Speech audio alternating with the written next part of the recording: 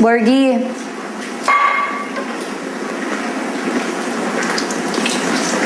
Magaling ka pala sa trabahong bahay, ah. Salamat, ha. Pero alam mo, hindi naman kailangan gawin to, eh. Anong salamat? May bayad to, ma'am. Tagal nyo kasi gumising, eh.